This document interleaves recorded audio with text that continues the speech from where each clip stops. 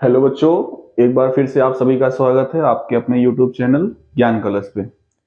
बच्चों, मैथमेटिक्स में हम लोगों ने भी पिछले 2 लेक्चर्स में 4 चैप्टर्स के बारे में पढ़ा है। कौन कौन से वो 4 चैप्टर हैं?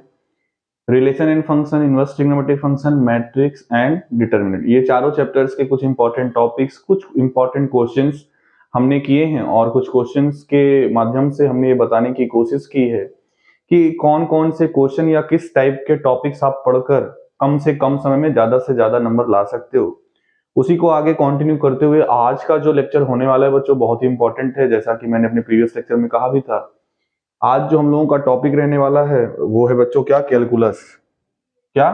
कैलकुलस। और ये सभी को पता ही है, बताना क्या इसमें, कि ऑलमोस्ट 50% आपका पोर्शन कैलकुलस यूनिट से आता है बोर्ड में। 36 to 38 मार्क्स आपको आपके बोर्ड के पेपर में इसके क्वेश्चंस जरूर मिलेंगे।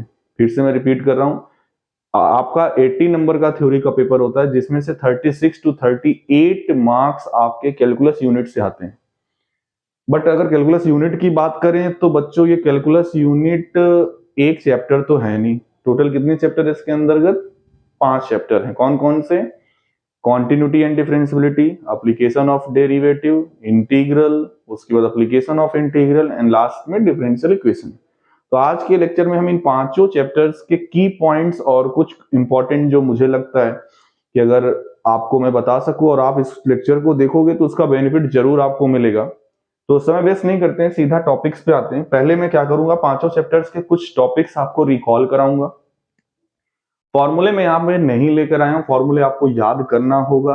वो पूरे कैलकुलस के फॉर्मूले, चाहे डिफरेंशियल के हो चाहे इंटीग्रल्स के हो, फॉर्मूले याद करना ही पड़ेगा और कोई दूसरा ऑप्शन आपके पास नहीं है। मैं यहाँ पर हर टॉपिक्स के कॉन्सेप्ट बताने की कोशिश करूंगा और बाद में 5 चैप्टर्स में जो आने वाले कल या परसों 9 तारीख के एग्जाम में जो भी क्वेश्चंस मिलेंगे, उस टाइप के क्वेश्चंस पे मैं डिस्कस करना चाहता हूँ। आप इसको देखोगे तो ये मैं नहीं कहता कि ये क्वेश्चन आपको मिलेगा, लेकिन इस टाइप के क्वेश्चन आपको जरूर मिलेंगे। तो बने रहिएगा हमारे साथ। चलिए आगे कंटिन्यू करते हैं। तो कैलकुलस यूनिट में पहला जो चैप्टर है जिसका नाम है कॉन्टिन्यूटी एंड डिफरेंशियबिलिटी। ठीक है, क्या नाम है? Continuity and differentiability. तो सबसे पहला आपने एनसीईआरटी अगर मैं बात करूं तो पहली एक्सरसाइज में आपने 2 टॉपिक्स को देखा होगा। पहली एक्सरसाइज में जनरली कॉन्टिन्यूटी चेक करने के लिए है और दूसरी एक्सरसाइज में डिफरेंशियबिलिटी चेक करने के लिए है। ठीक है, इन दोनों ही टॉपिक के क्वेश्चंस मैंने आगे लिए हुए हैं। कॉन्टिन्यूटी भी चेक करके हम बताएंगे, डिफरेंशियबिलिटी भी चेक करके बताएंगे। और ये मैं 110% श्योरिटी के साथ कह रहा हूं, इन दोनों को मिलाकर एक टॉपिक आपको जरूर मिलेगा क्वेश्चन पेपर में। तो आपको कॉन्टिन्यूटी, और ज्यादा चांसेस कॉन्टिन्यूटी के रहते हैं, लेकिन डिफरेंशियबिलिटी भी सिलेबस में है। और कुछ, क्योंकि आपको पता है कि आपके एक सेंटर पे 3 सेट वेरी करते हैं, तो मे भी किसी दूसरे सेट में डिफरेंशियबिलिटी भी मिल सकती है। तो आपको दोनों ही देखना है फिलहाल। कॉन्टिन्यूटी, किसी भी फंक्शन को कॉन्टिन्यूअस दिखाने के लिए आपको पता है क्या दिखाना पड़ता है? उस पॉइंट पर देखो, कॉन्टिन्यूटी एट अ पॉइंट होता है और कॉन्टिन्यूटी एट इंटरवल भी होता है। ठीक है, कॉन्टिन्यूटी एट अ पॉइंट होता है, कॉन्टिन्यूटी एट इंटरवल होता है। तो फिलहाल अगर मैं इंटरवल की बात करूं तो पॉइंट की हेल्प से ही इंटरवल पे कॉन्टिन्यूटी प्रूफ की जाती है। और मैंने क्वेश्चन भी आगे जो लिया है वो इंटरवल से रिलेटेड ही लिया है। तो फिलहाल अगर किसी पॉइंट पर फंक्शन को कॉन्टिन्यूअस दिखाना है, सपोज करिए वो पॉइंट है x इक्वल टू a और आपका फंक्शन है fx, तो हमें दिखाना है कि हमारा fx x equals to a पर क्या है बच्चों? कॉन्टिन्यूअस है। तो उसके लिए क्या करना पड़ेगा? x इक्वल्स टू a पर फंक्शन की left hand limit, right hand limit और फंक्शन की वैल्यू यानी f ऑफ a। अगर किसी पॉइंट पर, जिस पॉइंट पर हम फंक्शन को कॉन्टिन्यूअस दिखाना चाहते हैं, उसको ये तीनों कंडीशन सेटिस्फाई बच्चों करेंगी, LHL, RHL और फंक्शन की वैल्यू उस पॉइंट पर तीनों अगर इक्वल होती है, तो हम क्या कहते हैं कि हमारा फंक्शन उस पॉइंट पर क्या है? कॉन्टिन्यूअस है। ठीक है, एफ ऑफ ए तो बहुत इजीली निकल जाता है, जो जिस पॉइंट पे आपको निकालना है फंक्शन के डेफिनेशन में एक और पुट कर देते हैं। LHL कैसे निकाला जाता है? ये आपने लिमिट में पढ़ा भी होगा क्लास 11th में। अगर a पर LHL निकालना है तो ये नोटेशन होता है limit x tends to a minus of fx। ठीक है, RHL कैसे निकाला जाता है?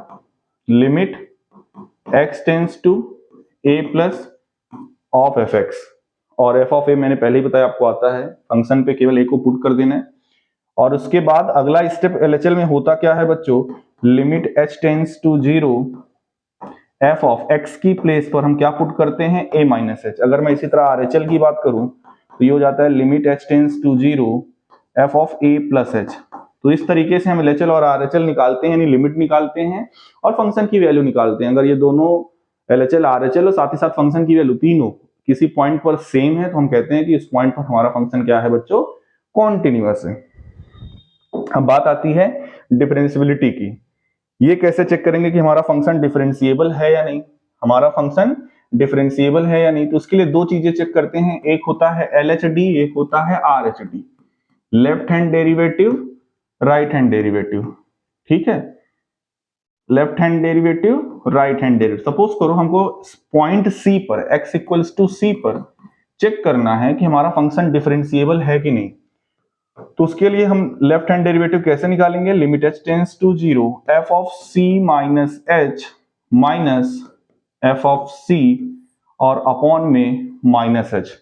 कुछ जगह पर बुकों में डिनोमिनेटर में प्लस h लिखा होता है, लेकिन वहां पे ध्यान दीजिएगा यहाँ पे भी प्लस h होता है। तो बेसिकली अगर आप इसी को फॉलो करोगे तो ज्यादा बेटर है, बट कोई इशू नहीं है उसमें।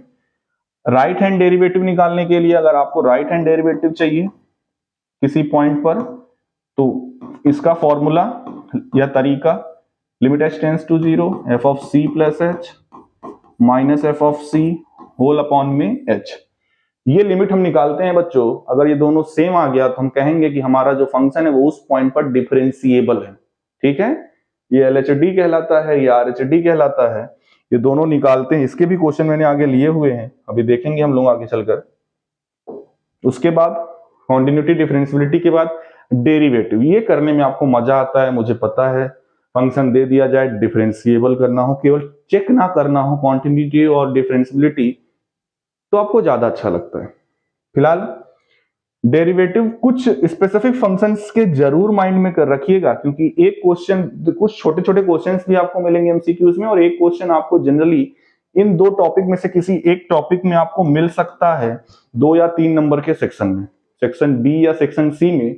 इन दो टॉपिक में से एक में जरूर मिल सकता है। क्या है? Derivative of inverse trigonometric function, मतलब आपको d by dx निकालना पड़ेगा। कोई भी इनवर्स ट्रिग्नोमेट्रिक फंक्शन हो सकता है, just like sine inverse 1 minus 2x square, या कुछ भी हो सकता है। आपके NCERT में भी एक इनवर्स फंक्शन का, इनवर्स ट्रिग्नोमेट्रिक फंक्शन का एक पर्टिकुलर एक्सरसाइज दी हुई है, उसको लगा लोगे तो कवर हो जाएगा। उसके बाद derivative of exponential and logarithmic function, ये बहुत इंपॉर्टेंट है। इसमें होता क्या है, किस टाइप के क्वेश्चंस आपको मिलते हैं बोर्ड में, वो मैं एक बार बता दे रहा हूं। इसमें बच्चों कुछ ऐसा मिलेगा जैसे बोल देगा आपको डिफरेंशिएशन निकालना है और फंक्शन है x to the power y plus y to the power x। तो आपने u और v, uv मेथड पढ़ा होगा। इस पूरे को कैपिटल Y मान लीजिए, इसको स्मॉल u, इसको v मान लीजिए। आपको dy by dx चाहिए, तो ये किसके इक्वल होता है? du by dx plus dv by dx। इस टाइप का क्वेश्चन बच्चों जरूर देखिएगा, ये आपके एग्जाम के लिए बहुत ही इंपॉर्टेंट है, जिसमें आप दोनों तरफ लॉग लेके अलग अलग डिफरेंशिएट करते हैं, फिर लास्ट में यहाँ पर सब्स्टिट्यूट कर देते हैं इस इक्वेशन पे। जैसे यहाँ पर u की वैल्यू क्या है? x to the power y, taking log on both side, तो हो जाएगा log of u equals to y log x। फिर दोनों साइड डिफरेंशिएट करेंगे, फिर जो du by dx की वैल्यू आएगी उसको यहाँ पर इसी तरह से dv by dx अलग से निकालेंगे, उसको यहाँ पर रख देंगे, दोनों को एड ऑन कर देंगे, वही हमारा फाइनल आंसर हो जाएगा। इस टाइप का क्वेश्चन आपको जरूर देखना है। इसके बाद जो अगला टॉपिक है वो है पैरामेट्रिक फॉर्म। पैरामेट्रिक फॉर्म जैसे आपने पढ़ा हुआ है, ये भी NCERT में इसकी एक एक्सरसाइज दी हुई है, x equals to a cos theta, y equals to a sin theta, और बोला जाएगा dy by dx निकालिए। तो करेंगे क्या, एक बार आप dx by d थीटा निकालेंगे, एक बार dy by d थीटा निकालेंगे, और इनको आपस में डिवाइड कर देंगे। सेकंड इक्वेशन को फर्स्ट इक्वेशन में, आपको dy by dx मिल जाएगा। इसमें एक टाइप और है बच्चों, कई बार ऐसा दिया जाता है कि find the derivative of sine inverse x with respect to cos inverse x, या कुछ और भी फंक्शन हो सकता है। Find the derivative of sine inverse x with respect to cos inverse x. तो उसमें भी आपको घबराना नहीं है, जस्ट लाइक पैरामेट्रिक फॉर्म ही करना है। इसको अलग से डिफरेंशिएट करो, इसको अलग से डिफरेंशिएट करो, इसके डिफरेंशिएशन को फर्स्ट मान लो, इसके डिफरेंशिएशन को सेकंड मान लो, और जो भी आए 1 डिवाइडेड बाई 2 कर दो। Equation number 1 divided by equation number 2। ठीक है, सेकेंड ऑर्डर डेरिवेटिव भी आपकी सिलेबस में है, जिसमें एक फंक्शन दिया होता है, उसको आपको 2 बार डिफरेंशिएट करना होता है, d2y बाई dx स्क्वायर आपसे पूछा जाता है। ये इतना इंपॉर्टेंट तो नहीं है, बट आप देख लीजिएगा जरूर इसको। ठीक है, आगे हम मूव ऑन करते हैं। जैसा कि मैंने कहा, मैं पहले टॉपिक्स को समझा दे रहा हूं, फिर क्वेश्चंस हम लोग करेंगे। पहले टॉपिक्स देख लेते हैं, क्या क्या इंपॉर्टेंट टॉपिक्स है, उसके क्या क्या की पॉइंट्स हैं। ये है रेट ऑफ चेंज। ये क्वेश्चन पे डिपेंड करता है, dx बाई dt पूछा जा रहा है, मतलब लेंथ में, ब्रेथ में। पहली एक्सरसाइज आपको एनसीईआरटी में मिलेगी जिसमें रेट ऑफ चेंज के क्वेश्चन हो। कई बार वॉल्यूम किस रेट से चेंज हो रहा है, जैसे आपने पढ़ा होगा कि एक कोई रिवर है, उसका वाटर फ्लो नहीं कर रहा है, उसमें कोई मूवमेंट नहीं है, बाहर से एक पत्थर फेंका जाता है, तो एक ऐसे सर्कुलर वेव बनाते बनाते बनाते बनाते या फिर बड़े सर्कुलर लूप से छोटे सर्कुलर लूप में होते होते लास्ट में इसकी जो सर्कुलर रेडियस है वो खत्म हो जाती है। तो आपसे पूछा जाएगा इस रेट ऑफ चेंज बताइए कि इसका रेडियस किस रेट से कम हो रहा है। कई बार बैलून का क्वेश्चन आपके एनसीईआरटी में है, बैलून से रिलेटेड होता है कि किस रेट, अगर हम उसमें हवा भरते जाए भरते जाए भरते जाए, कुछ रेट दिया होगा। रेक्टेंगुलर वाला एक क्वेश्चन वहां पे है कि लेंथ में अगर इस रेट से बढ़े, ब्रेथ इस रेट से घटे, तो उसके पेरीमीटर में क्या फर्क पड़ेगा, किस रेट से घटेगा या बढ़ेगा, या एरिया किस रेट से घटेगा बढ़ेगा। ये 2-3 टाइप आप देख लीजिएगा बस। ठीक है, वैसे ज्यादा इंपॉर्टेंट नहीं है। लेकिन हाँ, ये जो मैं बताने जा रहा हूं, इंक्रीजिंग एंड डिक्रीजिंग फंक्शन, ये जरूर आएगा, इसको छोड़ना भी नहीं है, बहुत इंपॉर्टेंट है। 3 नंबर तो आपको दे ही के ही जाएगा। फंक्शन दिया होगा, बोला जाएगा चेक करो इंक्रीजिंग है या डिक्रीजिंग, ज्यादातर ऐसे ही आता है। रेयर केस में आ जाता है फाइंड आउट द इंटरवल, किस इंटरवल पे फंक्शन इंक्रीजिंग है, किस इंटरवल पे फंक्शन डिक्रीजिंग है, जिसमें हम करते हैं क्या है, f' निकालते हैं, उसको 0 के इक्वल करते हैं। जनरली होता क्या, अगर f' हमारा ग्रेटर देन 0 है तो इंक्रीजिंग या स्ट्रिक्टली इंक्रीजिंग भी कह सकते हो, और लेस देन 0 पे स्ट्रिक्टली डिक्रीजिंग कहलाता है। इंटरवल फाइंड आउट करना है, f' को 0 के इक्वल करते हैं, उसके बाद x की वैल्यूज आती हैं, जो भी वैल्यूज आती हैं उनको क्रिटिकल पॉइंट कहा जाता है, उसको हम नंबर लाइन पर रिप्रेजेंट करते हैं। जितने क्रिटिकल पॉइंट्स हमें मिलते हैं उससे एक ज्यादा आपको इंटरवल मिलता है। ये मैक्सिमम और मिनिमम में भी ये थ्योरी काम देती है। उसके बाद आप साइन चेक करते हैं f' का, किस इंटरवल पे साइन पॉजिटिव है, किस पे निगेटिव, और उसी के बेसिस पे आप जज कर पाते हैं कि आपका फंक्शन किस इंटरवल पे इंक्रीज करेगा, किस इंटरवल पे डिक्रीज करेगा। ठीक है, और लास्ट टॉपिक है एप्लीकेशन ऑफ डेरिवेटिव का, जो कि बहुत ही इंपॉर्टेंट है। केस बेस्ड स्टडी में भी पूछा जा सकता है, इन जनरल वे में भी पूछा जा सकता है। मैक्सिमा और मिनिमा के क्वेश्चन, ये जरूर ध्यान दीजिएगा, आपकी सिलेबस में 2 मेथड हैं मैक्सिमा और मिनिमा निकालने के। मैक्सिमम लोग सेकेंड ऑर्डर डेरिवेटिव टेस्ट या सेकेंड डेरिवेटिव टेस्ट से मैक्सिमम मिनिमा करते हैं। पिछली बार पेपर में आया भी था, बोल दिया था फर्स्ट डेरिवेटिव टेस्ट से इसको मैक्सिमम मिनिमा निकालिए, और वहां पे अगर आपने सेकंड डेरिवेटिव टेस्ट का यूज किया तो कोई नंबर आपको मिलने वाला नहीं है। तो आपको दोनों डेरिवेटिव टेस्ट आने चाहिए। सेकंड डेरिवेटिव टेस्ट से तो सभी लोग फेमिलियर हो, कोई ना कोई एक फंक्शन दिया होता है, कुछ भी हो। ठीक है, प्रोसीजर क्या होता है, सेकंड ऑर्डर डेरिवेटिव टेस्ट पहले मैं बता रहा हूं, आपको ये ज्यादा अच्छा लगता है। dy बाई dx निकाल लीजिए, इसको 0 के इक्वल करिए, यहां से x की वैल्यूज निकालिए, 1 2 जितनी भी वैल्यूज आई हैं।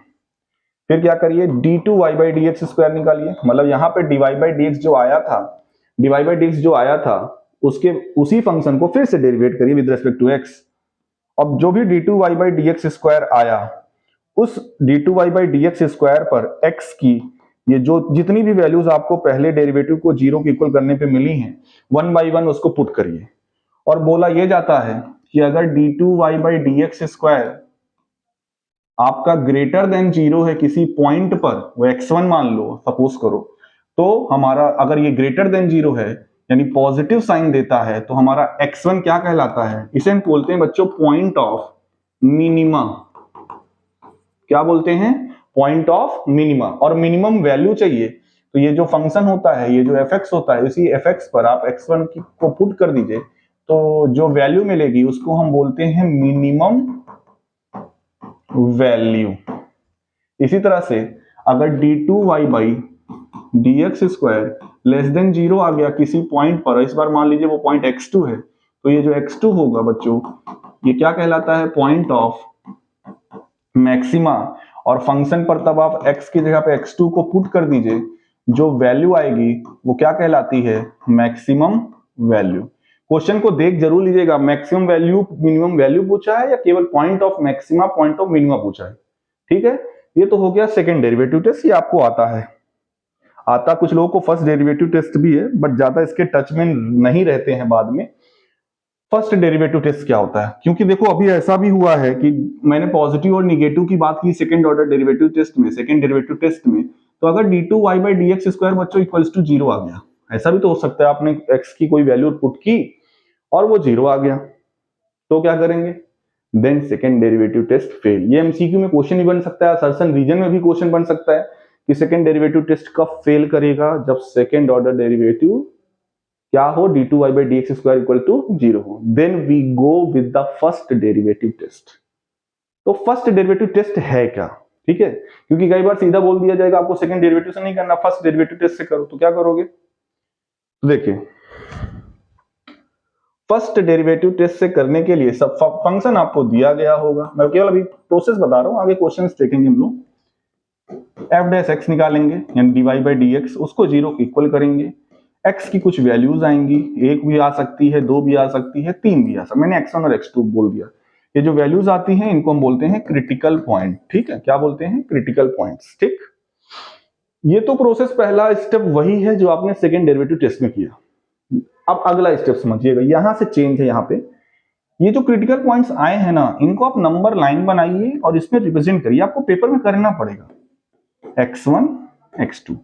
मैंने बताया जितने क्रिटिकल पॉइंट्स मिलते हैं उससे एक ज्यादा आपको इंटरवल मिलते हैं, ठीक है।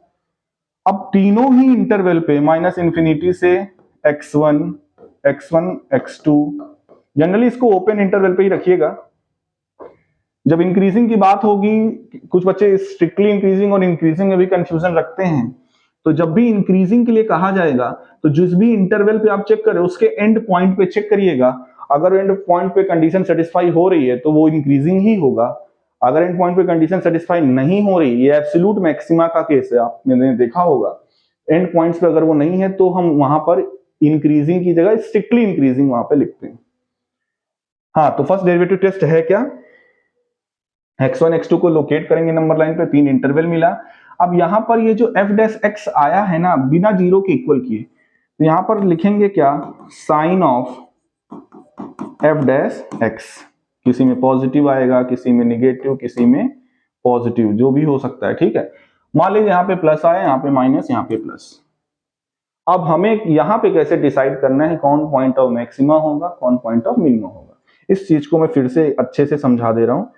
Point of maxima, point of minimum first derivative test से, क्रिटिकल पॉइंट निकालेंगे फर्स्ट डेरिवेटिव टेस्ट से, उसको नंबर लाइन पे रिप्रेजेंट करेंगे। मान लीजिए x2, इसको मान लीजिए x1, 3 इंटरवल मिले आपको, इन तीनों पर आपने f डैश x का साइन चेक किया, मान लो ये प्लस आया, ये माइनस, ये प्लस।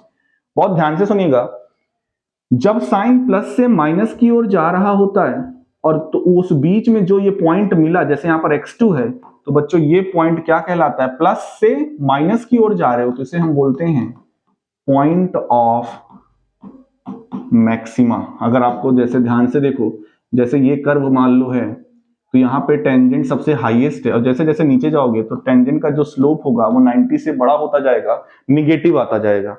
तो x2 जैसे ये पॉइंट है, यहाँ पे पहले इंटरवल में प्लस साइन है, बाद में माइनस साइन है, यानी प्लस से माइनस की ओर जा रहे हो तो जो पॉइंट है बीच में वो क्या कहलाएगा, पॉइंट ऑफ मैक्सिमा।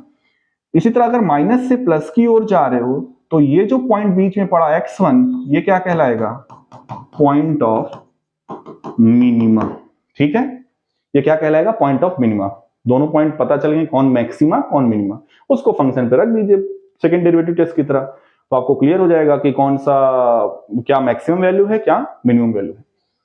अब एक क्वेश्चन ये भी राइज होता है, मान लीजिए सर जी दोनों में प्लस प्लस आया या फिर दोनों में माइनस माइनस आया, तब फिर आप इस पॉइंट को क्या बोलोगे? ऐसे सिचुएशन में ऐसे पॉइंट को कहा जाता है पॉइंट ऑफ इनफ्लेक्शन। क्या कहा जाता है बच्चों? पॉइंट ऑफ इनफ्लेक्शन कहा जाता है, जब दोनों ही इंटरवल में साइन सेम हो तो उनके बीच वाले पॉइंट को। तो एप्लीकेशन ऑफ डेरिवेटिव में टोटल इतने ही चीजें हैं। क्वेश्चंस आगे हम लोग करेंगे। आगे बढ़ते हैं, अगला चैप्टर है इंटीग्रल। फॉर्मूला बेस्ड है। फॉर्मूला अगर मैं तो यही कहता हूं कैलकुलस में वो भी इंटीग्रल वाले पार्ट में, स्पेशली इस चैप्टर की अगर मैं बात करूं तो अगर आपको बच्चों फॉर्मूला याद रहेगा, क्या फॉर्मूला याद रहेगा तो आपको सबसे ज्यादा बेनिफिट होने वाला है, और फॉर्मूला नहीं याद रहेगा तो दिक्कत होगी। फॉर्मूला आपको याद करना है। मेथड्स इसमें इंपॉर्टेंट मेथड है substitution method, partial fraction method, integration by parts, definite integral.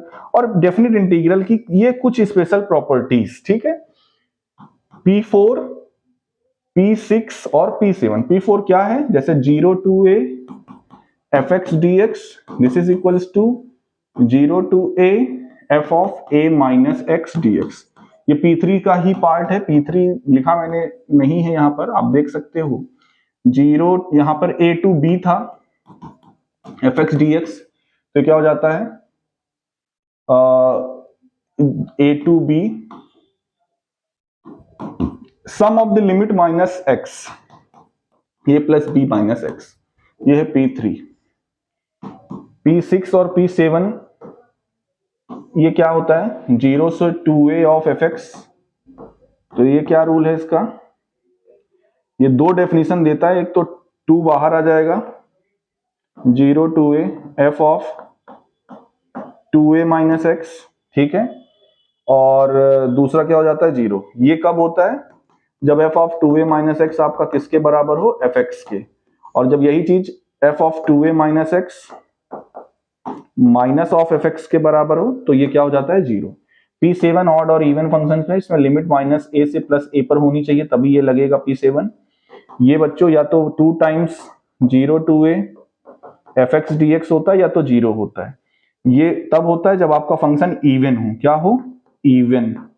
और ये कब होता है? जब आपका फंक्शन क्या हो? ऑड। ऑड फंक्शन और इवन फंक्शन रिकॉल करा दूं, f ऑफ माइनस एक्स रखने पर अगर fx मिले किसी फंक्शन में, अगर आप माइनस एक्स से रिप्लेस करो तो वापस से वही फंक्शन मिले, यानी माइनस का कोई फर्क ना पड़े, तो उसको हम बोलते हैं इवन फंक्शन। और आपने x को माइनस एक्स से रिप्लेस किया और वो माइनस ऑफ fx आ गया, तो उसको हम बोलते हैं बच्चों ऑड फंक्शन। तो ये प्रॉपर्टीज मस्ट है, इसको जरूर आप लोग देख लीजिएगा। डेफिनिट इंटीग्रल में प्रूविंग वाले क्वेश्चंस मिलते हैं, जिसमें लिमिट्स दी होती हैं, आपको उसको इंटीग्रेट करना पड़ता है। इंटीग्रेशन बाय पार्ट फॉर्मूला है, पार्शियल फ्रैक्शन मेथड 4-5 इसके मेथड है, कैसे कैसे इसको ब्रेक करना है देख लीजिएगा।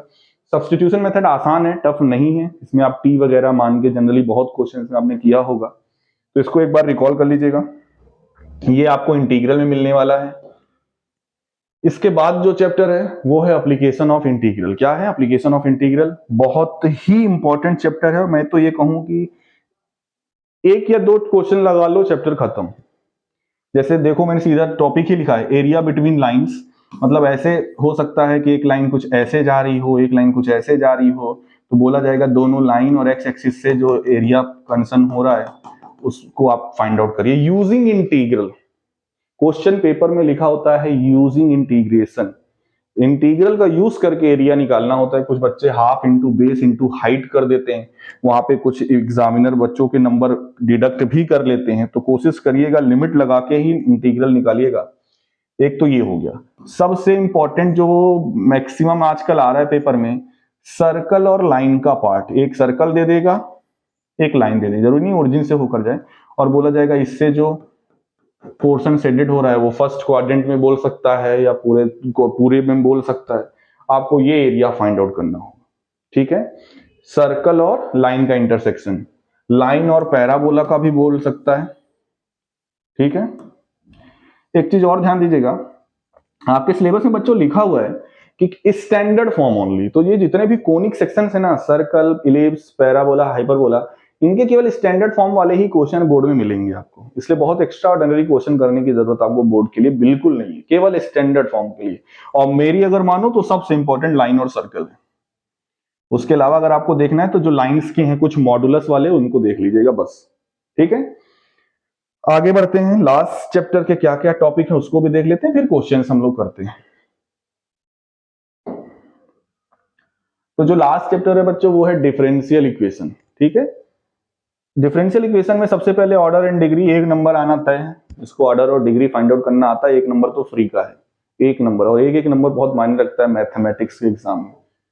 वेरिएबल सेपरेबल, मतलब कितने, 3 मेथड है आपके सिलेबस में जिससे हम किसी भी डिफरेंशियल इक्वेशन को सॉल्व करते हैं, उसका सोल्यूशन फाइंड आउट करते हैं। पहला मेथड है वेरिएबल सेपरेबल, जिसमें x वेरिएबल को एक तरफ, y वेरिएबल को एक तरफ करके डिफरेंशिएट करते हैं। होमोजीनियस, जिसमें आप x को लैम्डा x और y को लैम्डा y पुट करके चेक करते हैं कि होमोजीनियस है कि नहीं। और फिर उसके बाद हम क्या करते हैं, dy बाई dx को हम v plus x dv by dx से रिप्लेस करते हैं। और जहां जहां पर y है, y put y is equal to vx। ठीक है, जहां जहां y है वहां पे हम vx पुट करते हैं। कुछ क्वेश्चन में dx अपॉन dy भी है, बट ज्यादातर यही क्वेश्चन आपको मिलेगा। होमोजीनियस के बाद लास्ट है लीनियर डिफरेंशियल इक्वेशन। ठीक है, इसका भी 2 पैटर्न होता है। एक तो ये dy dx plus py equals to q, where p and q are pure function of x। p और q केवल x के फंक्शन होने चाहिए। जब मैं x के फंक्शन की बात कर रहा हूं तो अगर कोई कांस्टेंट होता है तो भी चलेगा। ठीक है, तो ये p और q केवल x के फंक्शन होने चाहिए। तो अगर ये होता तो इसको हम लीनियर डिफरेंशियल इक्वेशन कहते हैं। और फिर उसको हम वहां पर इंटीग्रेटिंग फैक्टर निकाला जाता है, e to the power integral of p dx, इसको हम क्या बोलते हैं, इंटीग्रेटिंग फैक्टर। ठीक है, फिर सोल्यूशन क्या होता है, y into integrating factor equals to integral of q into integrating factor dx plus c। ये होता है सोल्यूशन। इंटीग्रेटिंग फैक्टर निकालने के बाद यहां पर रख दीजिए, आंसर आ गया। दूसरा केस इसका है dx upon dy plus px equals to q। यहां पर चेंज सिर्फ इतना होगा, अब ये जो p और q है प्योर फंक्शन होंगे y के, कांस्टेंट होगा तो चलेगा। p और q किसके फंक्शन होने चाहिए, y के। ये क्वेश्चन को करने पर पता चलेगा कि ये dy बाई dx का फॉर्म है। अगर आप अलग नहीं कर पा रहे हो, आपको पहले चेक करना चाहिए वेरिएबल सेपरेबल है या नहीं, होमोजीनियस है या नहीं, लीनियर डिफरेंशियल इक्वेशन में कौन सा टाइप है। बिना पेन चलाए कोशिश करो इसको चेक करने की। ठीक है, 1-2 सेकंड में आपको आइडिया लग जाता है। और जो प्रॉपर समझ में आ जाएगा ये तो ये वाला केस है, तो तुरंत उसके फॉर्मूले को और उस मेथड को आगे बढ़ाइए। ठीक है, तो बच्चों ये तो था 5 चैप्टर के पूरे कॉन्सेप्ट। मैंने डिटेल में नहीं बताया है, मुझे पता है। मैं सिर्फ गाइड आपको कर रहा हूं कि जो जो टॉपिक्स मैंने बोल दिए हैं उसको आपको घर पे इस लेक्चर को देखने के बाद रिवाइज करना है। ठीक है, मैं ये उम्मीद से नहीं आया हूं ना, या मैं लालच दे रहा हूं कि नहीं ये देख लो आप तैयार हो जाएगा, नहीं। ये देख लो और इसमें जो मैंने कहा है उसको आप पढ़िए बचे हुए 2 दिनों में। ठीक है, ओके। आइए अब कुछ क्वेश्चंस को कर लेते हैं। तो सबसे पहला क्वेश्चन ऑर्डर और डिग्री से रिलेटेड है। ठीक है, find the order and degree if defined of the differential equation. और डिफरेंशियल इक्वेशन है क्या, d2y by dx square whole power 2 plus dy by dx whole power 3 equals to x sine dy by dx। ये है बच्चों। ठीक है, बोला जा रहा है इसकी ऑर्डर और डिग्री बताइए। क्या बताइए, इसकी ऑर्डर और डिग्री। तो ध्यान से देखिएगा, ऑर्डर तो हर एक डिफरेंशियल इक्वेशन की डिफाइंड होगी, लेकिन कोई भी डिफरेंशियल हो, लेकिन डिग्री जरूरी नहीं है। डिग्री के लिए उस जो भी डिफरेंशियल इक्वेशन दिया हुआ है उसको डिवाइड बाई dx में पॉलिनोमियल होना चाहिए। क्या होना चाहिए, डिवाइड बाई dx में पॉलिनोमियल। यहां पर ध्यान से देखिए, साइन के साथ ये एंगल में लगा हुआ है, हमें नहीं पता ये क्या होगा, तो ये पॉलिनोमियल में नहीं है, इस वजह से इसकी डिग्री डिफाइंड नहीं है। बट ऑर्डर इसका जो भी, वैसे डिग्री हम लोग क्या बोलते हैं, डिग्री और ऑर्डर हाईएस्ट ऑर्डर वाले टर्म को चुनते हैं। हाईएस्ट ऑर्डर यहाँ पे पहला वाला ही टर्म है जिसमें ऑर्डर 2 है। ऑर्डर क्या है, 2। अगर यहाँ पे साइन डिवाई बाई dx ना होता, केवल डिवाई बाई dx होता, तो हम डिग्री भी यहाँ पर 2 बोल देते। तो क्योंकि जो हाईएस्ट ऑर्डर होती है उसी की जो पावर होती है उसी को डिग्री कहा जाता है। ये आपको पता भी होगा, हाईएस्ट ऑर्डर वाले टर्म की पावर को डिग्री कहा जाता है। तो डिग्री 2 होती अगर ये पूरा differential equation Dibai by dx में होता, बट यहाँ पर ये डिवाई बाई dx पॉलिनोमियल नहीं है इसलिए क्योंकि साइन के साथ आ गया। तो कभी भी जान लीजिए साइन के साथ, कॉस के साथ, किसी भी ट्रिग्नोमेट्रिक फंक्शन के साथ ये आ गया तो ये डिग्री इसकी डिफाइंड नहीं है, इसलिए इसका आंसर क्या होगा, ऑप्शन नंबर डी, जिसमें लिखा भी हुआ है 2 कॉमा डिग्री नॉट डिफाइंड, मतलब ऑर्डर 2 है लेकिन डिग्री इसकी डिफाइंड नहीं है। ठीक है, ऑर्डर 2 है और डिग्री इसकी बच्चों क्या है, नॉट डिफाइंड। ऑर्डर 2 है और डिग्री क्या है, नॉट डिफाइंड। ठीक है, आगे बढ़ते हैं।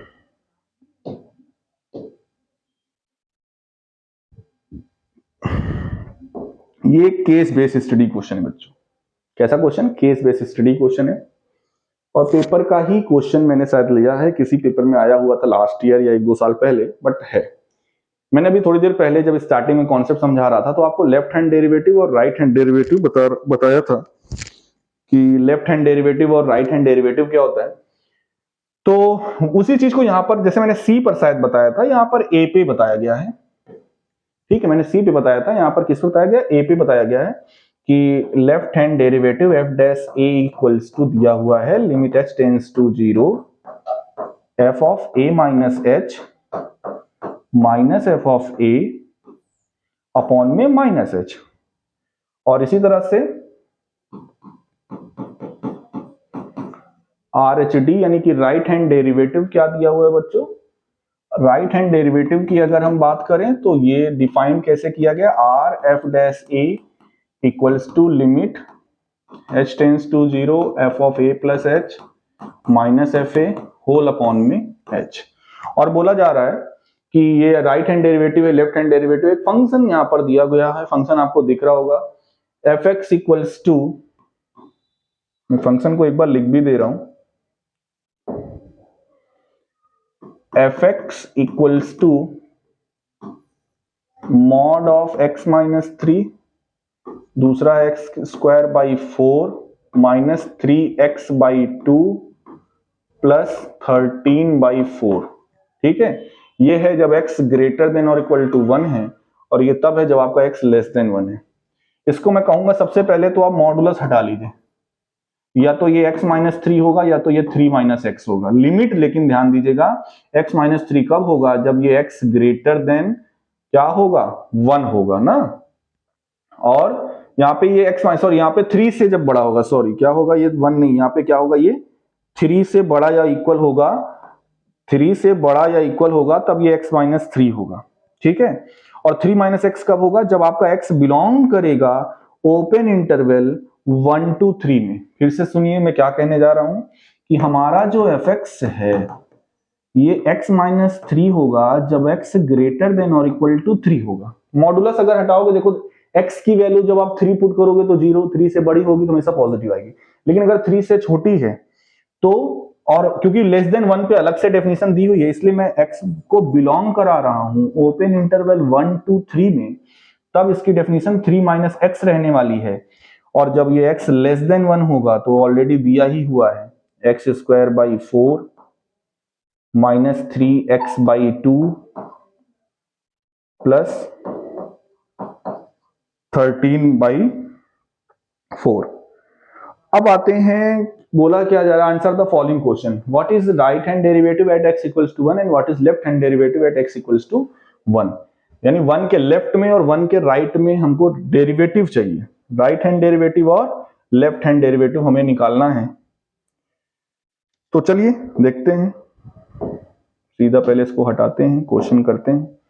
हमें पहले राइट हैंड डेरिवेटिव चाहिए 1 पे, यानी a की वैल्यू यहां पर क्या है बच्चों, 1 है, और चाहिए क्या, आर एच डी, जो कि डिफाइन तो है ही है, क्या, limit h tends to 0 f of 1 plus h minus f of 1 और अपॉन में h। ठीक है, तो ये जाएगा लिमिट h टेंड्स टू 0। अच्छा, f ऑफ 1 प्लस एच होगा क्या, पहले आप देखिए यहां पे रखिए मॉडुलस ऑफ, हमारे पास क्या था, देखिए ये दो चीजों में डिफाइंड था, x माइनस 3 और 3 माइनस उस पे, ये 3 माइनस एक्स होगा जब x बिलोंग करेगा 1 से 3 पर। तो जब ये 1 प्लस एच की बात हो रही, h तो बहुत छोटी वैल्यू होती है, अब सभी को पता है, ये इसी पे बिलोंग करेगा, 3 से बड़ा तो होगा नहीं, तो डेफिनेशन क्या मॉड x माइनस 3 रहेगी, x माइनस 3 रहेगी, नहीं ये क्या हो जाएगी 3 माइनस एक्स, क्योंकि 1 प्लस बोल रहा है, ठीक है 1 प्लस पे डेफिनेशन मैंने क्यों अभी बताया, थोड़ी देर पहले डिफाइन किया कि 3 माइनस एक्स होगा ये, और x माइनस 3 कब होगा, जब आपका ये x ग्रेटर देन और इक्वल टू 3 होगा, है ना। तो यहां पर इसको सीधा सीधा पुट कर दीजिए, 3 माइनस एक्स, तो ये हो जाएगा 3 माइनस x की जगह पे 1 plus h minus f of 1 पे इक्वेलिटी कहां पे, यहां पे है, तो ये मॉड ऑफ -2 आएगा, और मॉड ऑफ -2 का मतलब क्या 2, ठीक है, और अपॉन में h। थोड़ा सा इसको सिंप्लीफाई करते हैं, लिमिट h टेंस टू 0 और 3 माइनस 1 हो जाएगा 2 माइनस एच माइनस 2 और अपॉन में h, 2 से 2 कैंसिल, ये क्या आया माइनस एच बाई एच यानी कि -1, है ना, लिमिट अप्लाई कर दो, माइनस एच बाई एच यानी कि ये क्या आ गया 1 आ गया, सही है ना, ठीक है। अब आते हैं, आगे बढ़ते हैं हम लोग लेफ्ट हैंड डेरिवेटिव पे, ये तो -1 आया, x इक्वल टू 1 पे हमारा जो डेरिवेटिव है वो क्या आ रहा है -1 आ रहा है। चलिए राइट हैंड डेरिवेटिव भी देख लेते हैं, ये तो सॉरी राइट हैंड डेरिवेटिव ही था, लेफ्ट हैंड डेरिवेटिव देख लेते हैं। तो LHD limit h tends to 0 f of 1 minus h minus f of 1, इस बार अपॉन में माइनस एच है, तो 1 से लेफ्ट में डेफिनेशन, तो ये तो यही लगने वाली है, इसमें कुछ अलग से आपको लिखने की जरूरत ही नहीं है, क्या हो जाएगा 1 माइनस एच का होल स्क्वायर अपॉन में 4 -3 इंटू 1 माइनस एच अपॉन में 2 प्लस 13/4, एफ ऑफ 1 हमारा क्या है, ये ऑलरेडी 2 है, और पूरे के होल अपॉन में क्या है -h है। इसको सिंप्लीफाई करने की जरूरत है, तो इसके लिए 4 पूरे में चाहे तो आप एलसीएम ले लीजिए, -4h को लिख देते हैं, एलसीएम तो 4 ही आया है, तो ये तो हो जाएगा 1 माइनस एच का होल स्क्वायर यानी 1 plus H square minus 2h, यहाँ पे 2 2 जा 4, 2 से -6 से इंटू होगा, क्योंकि 2 3 जा 6 हो जाएगा -6 प्लस 6h, ठीक है, ये तो 13 ही रहेगा, और ये क्या हो जाएगा 8 हो जाएगा। तो जरा ध्यान से देखिए, 13 1 14 प्लस में 8 6 14 माइनस में कट गया, है ना, बचा क्या हमारे पास, अगर हम एक h को कॉमन ले लेते हैं, यहां पे ये 6h कैसे आ गया 1 माइनस एच ना, हाँ तो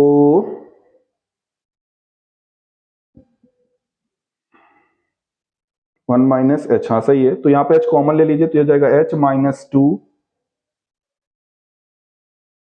और प्लस में 6, अच्छा इसको एक साथ नहीं लिखा था, नीचे क्या है -4h, तो देखिए limit h tends to 0, h से h कट गया, लिमिट अप्लाई कर दीजिए h की जगह पे 0, तो ये जाएगा 4/-4 जो कि क्या आया -1, तो आपने देखा इसका left hand derivative right hand derivative दोनों ही -1 आ रहा है, ठीक है, ये x इक्वल टू 1 पर दोनों डिफरेंशिएबल भी है इसका मतलब, और इसका डेरिवेटिव क्या आ रहा है -1 आ रहा है, ठीक है।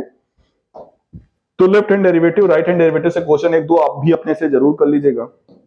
आगे बढ़ते हैं, ये इंटीग्रल का क्वेश्चन है बच्चों, देखते हैं क्या है ये, इवेलुएट करना है, लिमिट अप्लाई है क्या 1/3 से 1 पर इंटीग्रेट करना है, फंक्शन है x minus x cube whole power 1/3, ठीक है, और अपॉन में है x टू द पावर 4, करिए क्या 1/3 से 1, x क्यूब को बाहर लीजिए, तो पावर 1/3 होल पावर है, तो x क्यूब जब बाहर आएगा तो बाहर x बचेगा, और यहां पर x क्यूब जब बाहर आया तो ये बचेगा 1/x² -1, और डिनोमिनेटर में x इसकी पावर 4, तो यहाँ पे होल पावर 1/3, यही बचेगा, एक x से एक x कटेगा, यहाँ पे पावर 3 बचेगा, तो ये बचा क्या आपके पास 1/x² -1 टू द पावर 1/3, और डिनोमिनेटर में एक्स क्यूब, और लिमिट क्या है 1/3 से 1। तो 1/x² -1, इसको क्या मान लीजिए, t मान लीजिए। ठीक है, किसको t मानने के लिए मैं बोल रहा हूं, इसमें ही देख लीजिए 1/x² -1 इक्वल्स टू t मान लीजिए।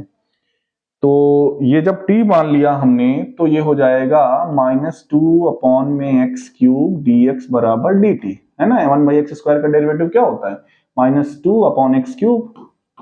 तो 1/x³ dx बराबर हो जाएगा -1/2 dt। इसको यहां पर सब्स्टिट्यूट करते हैं तो ये हो जाएगा हमारा फाइनली t⁻⁴ -1/2 को आप बाहर कर दीजिए। लिमिट अब t की रखना, ये तो x की लिमिट है ना, तो कि यहां से लिमिट हमारी चेंज होगी। तो देखो लोअर लिमिट क्या है 1/3, तो जब x की वैल्यू 1/3 होगी तो t की वैल्यू क्या होगी, जब x की वैल्यू 1/3 होगी तो t की वैल्यू क्या होगी, यहां पे रखोगे तो 1/9, 9 ऊपर चला जाएगा, 9 - 1 यानी कि 8। x की अपर लिमिट क्या है 1 है, 1 रखोगे तो t की वैल्यू क्या आएगी 0, यानी ये लिमिट जानते हो क्या होगी 8 लोअर लिमिट अपर लिमिट 0। करिए क्या, इसको 1/2 जो बाहर माइनस में था इसको प्लस में करके लिमिट को पलट दीजिए, 0 to 8 t⁻⁴ dt। बस इसका इंटीग्रल कर लीजिए, क्या होता है 1/2 तो बाहर ही रहेगा, t की पावर 1/3 + 1 यानी कि 4/3, और यहाँ पे इनटू में 3/4, और लिमिट आपकी हो जाएगी 0 से 8। ठीक है, इसको आप अभी इवैल्यूएट कर लीजिएगा, जो आंसर आएगा कमेंट बॉक्स में बताइएगा। ठीक, इसके बाद देखिए एक और क्वेश्चन नीचे लिया गया है, इसको अलग अलग कर लेते हैं। 1/3 मॉडुलस ऑफ x - 1 प्लस 1/3 नहीं 1 to 3 लिमिट है, मॉडुलस ऑफ x - 2, इसको इंटीग्रेट करना है। देखिए ये वैल्यू क्या 1 से जब, क्योंकि x जब 1 से छोटा होगा तब ये 1 - x होगा, क्योंकि x - 1 लिखा, जब ये x क्या होगा 1 से छोटा होगा तो ये 1 - x होगा। 1 से छोटा है नहीं तो इसको तुरंत क्या करो 1 से 3 सीधा सीधा आप लिखिए x - 1 dx। यहां पे देखिए 2 से पहले 2 - x रहेगा, 2 के बाद x - 2 रहेगा, तो इसको ब्रेक करिए, 1 से 2 पर x - 2 और 2 से 3 पर, सॉरी उल्टा लिख दिया मैंने, यहां पे कर दीजिए 1 से 2 पर 2 - x यानी 2 प्लस में x माइनस में, और 2 से 3 पर ये x - 2 ही रहेगा। ठीक है, मॉडुलस को ऐसे ही ब्रेक करते हैं, कहां पे पॉजिटिव कहां पे नेगेटिव, इंटरवल के अकॉर्डिंग। ठीक है, मॉडुलस की डेफिनेशन जरूर अच्छे से आनी चाहिए। बस अब आपको करना कुछ नहीं है, इसका integral x² - x limit lower 1 अपर 3, इसका -x² प्लस 2x 1 से 2, इसका x² -2x लिमिट 2 से 3। इसको भी सॉल्व करिएगा और आंसर आप कमेंट बॉक्स पे अगर लगाएंगे, रिप्लाई देंगे तो अच्छा लगेगा हमें भी। ठीक है, आगे बढ़ते हैं। ऑलमोस्ट मैंने सॉल्व कर दिया, केवल कैलकुलेशन है तो आप उसको करिएगा। अगले क्वेश्चन की ओर बढ़ते हैं। ये आपका देखिए बोर्ड के पेपर से लिया गया है, 2 नंबर में आया हुआ था, लास्ट ईयर का क्वेश्चन है। Find the interval in which the function is strictly increasing. fx दिया हुआ है 2x³ - 3x, और पूछ रहा है कौन से इंटरवल पर ये जो हमारा फंक्शन है ये इंक्रीजिंग होगा, कौन से इंटरवल पे हमारा फंक्शन स्ट्रिक्टली इंक्रीजिंग होता है। हमने बताया था इंक्रीजिंग और डिक्रीजिंग इंटरवल फाइंड आउट करना है। f' निकालिए तो ये क्या हो जाएगा 6x² - 3, यहाँ पे 3 कॉमन ले लो तो 3x² -1, इसको 0 के इक्वल करिए, यहां से x² बराबर आ जाएगा 1/3, x की 2 वैल्यू आएगी प्लस माइनस 1/√3। अब हमें इंटरवल फाइंड आउट करना है, 2 वैल्यू आई है, एक है -1/√3 और एक है प्लस 1/√3, तो ये इंटरवल 3 मिला। अगर आप थोड़ा सा 1/√3 को देखो, √3 की वैल्यू 1.732 होती है, तो इसकी अगर आप वैल्यू देखोगे तो 1.732 से जब आप 1 को डिवाइड करोगे तो ऑलमोस्ट ये कितना आएगा 0.6 नियर अबाउट 6 मान के चलो, मैं एग्जैक्ट नहीं कर रहा हूं, नियर अबाउट 0.6 के नियर अबाउट है अप्रोक्सीमेट में। ये जैसे -0.6 और ये प्लस का 0.6, ताकि वैल्यू को लेने में हमारे लिए थोड़ा सा इजी रहेगा। अब जैसे हमें करना क्या है यहां पर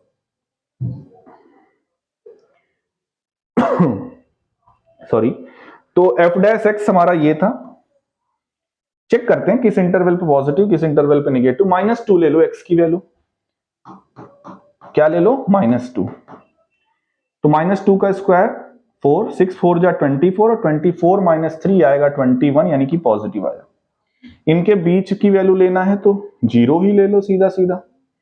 0 पर अगर f डैश 0 पर हम साइन देखते हैं तो क्या आता है नेगेटिव, और प्लस पे लेना है, प्लस का 3 ले लो 4 ले लो कुछ भी ले लो, f डैश 4 ले लो, तो ये भी क्या आएगा पॉजिटिव। हमें पूछ रहा किस इंटरवल पे स्ट्रिक्टली इंक्रीजिंग होगा, तो इसका बच्चों अब आंसर आपके सामने आ चुका है। आप सीधा सीधा इसका आंसर लिख सकते हैं कि किस इंटरवल पे स्ट्रिक्टली इंक्रीजिंग होगा। क्या लिखना है, -∞ से -1/√3 यूनियन 1/√3 से +∞। इस इंटरवल पे ये जो फंक्शन है बच्चों, ये क्या होगा स्ट्रिक्टली इंक्रीजिंग होगा। डिक्रीजिंग पूछता तो क्या लिखते, -1/√3 से +1/√3। अगर डिक्रीजिंग पूछता तो -1/√3 से +1/√3 इंटरवल हम बोलते हैं, जहां पर डिक्रीजिंग होगा। ठीक है, आगे बढ़ते हैं। फिर से एक इंटीग्रल का क्वेश्चन आ गया, sin x - cos x 0 to π/2। But इसको मैं क्यों करूं, ये आपके लिए है आसान, इजी है। डेफिनेट इंटीग्रल की प्रॉपर्टीज लगा के कर सकते हो। ठीक है, तो इसके HW वैसे मिलता नहीं है, मैं चाहता हूं, बट इसके आप कमेंट बॉक्स में इसका आंसर मेरे को बताइए। जनरली वैसे ये प्रूविंग में आता है, बट मैंने इसको ऐसे दिया हुआ है, इसको सॉल्व करिए। डेफिनेट इंटीग्रल का क्वेश्चन है, sin x - cos x का मॉडुलस है। आप मॉडुलस फंक्शन का भी यूज करना है, sin x - cos x का भी यूज करना है। इंटीग्रेट करिए और चाहे जैसे करिए, उससे मतलब नहीं है मुझे, आपको आप जो है मुझे इसका आंसर बताइएगा कमेंट बॉक्स पे कि क्या है। ठीक है, ईमानदारी से करिएगा। कुछ क्वेश्चंस मैं देके जा रहा हूं आपको। ये आया एप्लीकेशन ऑफ इंटीग्रल का क्वेश्चन, नीचे इसमें ऑप्शन में रिफ्लेक्सिव सिमेट्रिक ट्रांजिटिव, ये तो उसका आ गया रिलेशन एंड फंक्शन का, बट ठीक है पहले हम उसको देखते हैं फिर देख लेंगे इसको भी। तो बोला जा रहा है एक सर्कल है, बोला तो नहीं जा रहा है, आपको पता करना पड़ेगा, स्टैंडर्ड फॉर्म में लिखा हुआ है, x² + y² is less than और इक्वल टू 1, और एक इक्वेशन इसी में लिखी हुई है x + y ग्रेटर देन और इक्वल टू 1। यानी एक सर्कल है, एक लाइन है। अभी थोड़ी देर पहले मैंने कहा भी था कि सर्कल और लाइन का इंटरसेक्शन आपको मिल सकता है बोर्ड के भी पेपर में। तो यहां पर एक सर्कल है ये, जिसकी रेडियस 1 यूनिट है, और ये पॉइंट हो जाएगा 1,0, ये ओरिजिन इसका सेंटर हो गया, ये आपके लिए ये y एक्सिस है। ठीक है, तो और एक लाइन है x + y = 1 की तरह से देखिए। अभी इसको आप x/1 + y/1 = 1, x/a + y/b = 1, x axis पर इंटरसेप्ट 1 यूनिट, y एक्सिस पर इंटरसेप्ट 1 यूनिट। तो मैं ये एक्चुअल में कहना चाह रहा हूं कि ये जो लाइन होगी ये कुछ ऐसे होगी, 1,0 और ये 0,1 से पास हो रही है। अब हमें कौन से पोर्शन का एरिया चाहिए, वो भी हमें इस इनइक्वालिटी को देख के करना है। सर्कल पे 1 पे क्या बोला जा रहा है, लेस देन और इक्वल टू, यानी इस पार्ट से अंदर, और लाइन पे लगा हुआ है ग्रेटर देन और इक्वल टू, यानी इससे ऊपर। तो ये जो आप पोर्शन फर्स्ट क्वाड्रेंट में देख रहे हो, लाइन के ऊपर का और सर्कल के अंदर का, ये एरिया हमें इवेल्युएट करना है। ठीक है, तो हम करेंगे क्या, फर्स्ट क्वाड्रेंट में यानी 0 से 1 पर एक बार हम क्या करें, सर्कल का एरिया निकालें, एरिया ऑफ सर्कल, और माइनस कर दें लाइन का एरिया। ठीक है, विद रेस्पेक्ट टू x। तो सर्कल का एरिया अगर हम x² + y² = 1 है, तो इसको अगर आप y की वैल्यू निकालिए तो under root 1 minus x square, तो यहाँ पे क्या लिखेंगे, under root 1 minus x square. ये तो हो जाएगा 0 से 1 तक में सर्कल, यानी फर्स्ट क्वाड्रेंट का एरिया आया, पूरे सर्कल का पूरा पार्ट आया फर्स्ट क्वाड्रेंट का, जो सर्कल से घिरा हुआ है। अब इसमें हमें माइनस करना लाइन का पार्ट, तो लाइन के लिए भी इक्वेशन इन लिमिट 0 से 1 ही होगी, लेकिन यहाँ पर dx लिखते हैं, और लाइन का इक्वेशन में y की वैल्यू हमें क्या मिलेगी, 1 माइनस एक्स, क्या मिलेगी, 1 माइनस एक्स। अब बच्चों हमें करना क्या है, हमें इसको इंटीग्रेट करना है, और इसलिए भी मैं इंपॉर्टेंट इसको बोल रहा हूं क्योंकि इसका इंटीग्रल का फॉर्मूला भी आपको याद होना चाहिए। What is the integral of under root A square minus x square, तो ये होता क्या है, X by two under root A square minus x square plus A square by two sine inverse X by A plus C, ये होता है under root A square minus x square का formula. A की value 1, x की जगह x यहाँ पे put कर दीजिए, तो ये तो फिलहाल हो जाएगा X by two under root 1 minus x square plus A square by two का मतलब 1 by two sine inverse X by A, तो x अब a का मतलब 1 ही है। यहां पे डेफिनेट इंटीग्रल है, c लिखने की जरूरत नहीं है। लिमिट आपकी क्या रहेगी, 0 टू 1 माइनस लाइन का इंटीग्रल 1 का x और माइनस x का एक्स स्क्वायर बाई 2, यहां पे भी लिमिट 0 टू 1। बस सोचो ये 3 नंबर आपको ऐसे मिल जाएगा, बस इतना ही करना है, इंटीग्रेट कर दिया है, लिमिट वैल्यू अप्लाई कर दीजिए, जो आएगा वही आपका फाइनल आंसर हो जाएगा। जैसे आप 1 को पुट करेंगे, देखिए पहले ब्रैकेट की मैं बात कर रहा हूं, जब 1 पुट करेंगे तो अंडर रूट यहाँ पे 0, पहला टर्म खत्म, साइन इनवर्स 1 होता है पाई बाई 2, साइन इनवर्स 1 क्या होता है, पाई बाई 2, 1 बाई 2 बाहर है, तो पहले अपर लिमिट को अप्लाई करने पर पहले ब्रैकेट से क्या मिला, पाई बाई 4, लोअर लिमिट यानी 0 अप्लाई करो, पहला टर्म भी 0, दूसरा टर्म भी 0, साइन इनवर्स 0 0 होता है, तो यहां पर ये तो खत्म हो गया पहला ब्रैकेट पर, माइनस 1 रखिए, तो ये हो जाएगा 1 माइनस 1 बाई 2, तो ये होता है 1 बाई 2, अभी इसको ब्रैकेट में लिख रहे हैं, 0 रखोगे तो 0 ही मिलेगा दोनों जगह पे, तो ओवरऑल आप कह सकते हो 4 एलसीएम ले लो, तो पाई माइनस 2 होल अपॉन 4 या पाई बाई 4 माइनस 1 बाई 2, इसका क्या हो गया बच्चों, फाइनल आंसर हो गया। ठीक है, आगे बढ़ते हैं।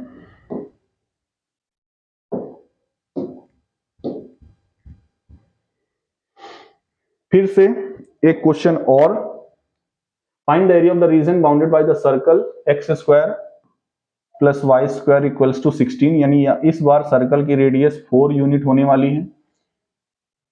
Line y is equal to x कुछ ऐसी लाइन होती है ओरिजिन से पास होने वाली, जिसको ना क्लियर हो तो आप पॉइंट्स लेकर x बराबर 1 जैसे सोल्यूशन टेबल बनाते हैं, 2-3 पॉइंट्स लेकर आप बना लीजिएगा। y इक्वल्स टू एक्स, ये लाइन का इक्वेशन हो गया। अब ये वाला रीजन लें कि ये लें, कौन सा रीजन लें वो आगे डिसाइड ये करेगा। देखो क्या लिखा हुआ है, y एक्सिस लिखा हुआ है, क्या लिखा हुआ है, y एक्सिस। इस बार हमें x एक्सिस को नहीं लेना, ये एरिया चाहिए, ये y एक्सिस है, और ये पॉइंट हमारा 0 टू 4 है। यहां पे बच्चों करेंगे क्या, यहां पे करेंगे कंस्ट्रक्शन, एक आप परपेंडिकुलर डालिएगा, जहां से एक परपेंडिकुलर ड्रॉ करेंगे जहां से लाइन और ये क्या कर रहे हैं, इंटरसेक्ट। मान लीजिए ये इस पॉइंट को M नाम दे दिया, इसको A नाम दे दिया, नहीं दिख रहा होगा, कोई दूसरा कलर ले लेते हैं, ठीक है, इसको O नाम दे दिया। तो एक बार यहां से यहां तक लाइन का पार्ट है, और M से यानी O से लेकर M तक लाइन का पार्ट है। ये पॉइंट आपको निकालना पड़ेगा, पॉइंट ऑफ इंटरसेक्शन आपको चाहिए। तो y बराबर एक सर्कल के इक्वेशन पुट करिए, x square plus x square equals to 16, यही होगा। तो 2x square equals to 16, x square equals to 8, x बराबर प्लस माइनस 2 रूट 2, है ना। और जो x है वही y, कुल मिला के इस पॉइंट का कोऑर्डिनेट क्या हुआ, 2 रूट 2 कॉमा 2 रूट 2। इस पॉइंट का कोऑर्डिनेट क्या हुआ, कैसे निकालते हैं पॉइंट का कोऑर्डिनेट, माइनस में जो दोनों माइनस में आएगा वो यहाँ पे थर्ड क्वाड्रेंट में भी तो इंटरसेक्ट कर रही है ना लाइन, वहां का होता है। तो फिलहाल इस पॉइंट का कोऑर्डिनेट क्या होगा, 2 रूट 2 कॉमा 2 रूट 2। हमने क्या किया, y की जगह पे x यहाँ पर पुट कर दिया, x square plus x square, 2x square equals to 16, x square equals to 8, x बराबर हमारा क्या हो जाएगा, प्लस माइनस 2 रूट 2। तो इंटीग्रेट कहां से कहां तक करेंगे, 0 से 2√2 तक करेंगे। यहाँ पे लाइन का पार्ट लिखेंगे, वो भी dy यहां पर होगा, dx नहीं, यहां पर लिखेंगे y dy। ठीक, यहां पे क्या लिखेंगे, y dy। आगे प्लस, माइनस नहीं करना है, यहाँ पे क्या करना है, प्लस, क्योंकि दोनों को जब प्लस करेंगे एक इस वाले पार्ट को, ये तो अभी लाइन से घिरा हुआ पार्ट है ना y एक्सिस के साथ, और ऊपर वाला पार्ट देखो सर्कल का है, तो ये हो जाएगा 2√2 से लेकर 4 तक, और सर्कल का इक्वेशन होगा रूट में, लेकिन यहाँ पे dy, तो इसको x के फॉर्म में लिखना है, तो 16 का मतलब 4 का स्क्वायर माइनस y का स्क्वायर, तो दोनों का इंटीग्रल करेंगे, इसका हो जाएगा y square by 2, limit apply कर दीजिए 0 से 2√2, और यहां से फिर से वही under root a square minus x square वाला फॉर्मूला अप्लाई करेंगे। इसका भी आप लोग बच्चों आंसर निकाल के हमको कमेंट बॉक्स में जरूर रिप्लाई दीजिएगा, ठीक है। फॉर्मूला तो पता ही है ना, अभी अभी बताया था। इसका फॉर्मूला क्या होता है, नहीं कह दोगे सर सबका आंसर ही पूछ रहे, बता कुछ नहीं रहे हैं, सबको बोल रहे हैं कमेंट बॉक्स में। आपका बच्चों पेपर है बोर्ड का, आप लगाओगे तो आपकी प्रैक्टिस होगी। तो अभी भी मैं बताया था x/2, तो ये हो जाएगा y/2 under root 16 minus y square plus, फिर क्या होता है a square by 2, a square का मतलब 16/2 यानी कि 8 हो जाएगा, साइन इनवर्स x/a, तो साइन इनवर्स y/a का मतलब 4, ठीक है। और इसी पर आपको क्या लगा देना है, लिमिट 2√2 से लेकर कहां तक, 4 तक। तो ये जो आंसर आएगा इसका और इसका दोनों को प्लस कर दीजिएगा, आपका फाइनल आंसर आ जाएगा, ठीक है। आगे बढ़ते हैं, फिर से इंटीग्रल के क्वेश्चन, ठीक। तो पहला जैसा कि क्वेश्चन आप देख रहे होगे -2 से +2 पे है, ठीक है। -2 से, ये इंटीग्रल का क्वेश्चन है क्या, पहला वाला पार्ट, -2 से +2 x square 1 + 5 to the power x dx। इसको बच्चों हम डेफिनेट इंटीग्रल की P3 प्रॉपर्टी यानी सम ऑफ द लिमिट से, इसको इक्वेशन नंबर 1 मान लीजिए, और हम करने क्या जा रहे हैं, -2 से 2 सम ऑफ द लिमिट यानी -2 + 2 माइनस एक्स से रिप्लेस करिए। तो जरा ध्यान से देखिए, ये 0 - x, ये -x ही तो आया ना, तो यही तो होता है ना P3, upper limit plus lower limit minus x, upper limit plus lower limit minus x. तो यहां पर करिए क्या, माइनस एक्स से जब रिप्लेस करेंगे तो ऊपर तो वही रहेगा एक्स स्क्वायर, और ये हो जाएगा 1 + 5 to the power -x dx। इसको एक स्टेप और सिंप्लीफाई कर लो, -2 से +2 x square 1 + 1/5 to the power x, या फिर इसको -2 से 2 एक्स स्क्वायर, नीचे 5 की पावर x एलसीएम ले लो, तो 1 + 5 की पावर x, और ये 5 की पावर x घूमकर ऊपर चला जाएगा। इसको मान लीजिए इक्वेशन नंबर 2। अब 1 और 2 को बच्चों क्या कर दीजिए, 1 और 2 को प्लस कर दीजिए। तो जब प्लस करेंगे तो ये हो जाएगा 2i = -2 से 2, देखो दोनों के डिनोमिनेटर में तो 1 + 5 की पावर x है, ये आपका सेकंड इक्वेशन का है, ये फर्स्ट इक्वेशन है ना। जब इन दोनों को ऐड करोगे, देखो यहाँ पे एक्स स्क्वायर, यहाँ पे x square 5x, x square common ले लो, अंदर बचेगा 1 + 5 टू द पावर x, ये कट गया। बेनिफिट क्या हुआ जानते हो, 2i बराबर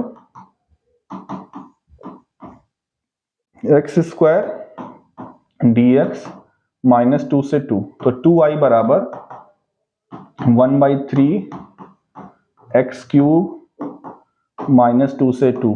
अब कहोगे सर जी आसान है तो आप सॉल्व कर दे रहे हैं, 2 का क्यूब 8 होता है, 8 माइनस फिर 8 आएगा, माइनस माइनस प्लस हो जाएगा यानी 16, 2 से इसको काट दो, तो इंटीग्रल ये क्या आ जाएगा, i = 8/3, ठीक है। कैलकुलेशन में भी मिस्टेक हो सकती है, बट आप लोग चेक जरूर कर लीजिएगा। इसके नीचे जो दूसरा इंटीग्रल दिया हुआ है उसको देखिए जरा, क्या है, e⁻x के फॉर्म में है, आप करिए क्या, e⁻x को t मान लीजिए, e⁻x को क्या मान लीजिए, t मान लीजिए। ये हो जाएगा e⁻x dx बराबर dt,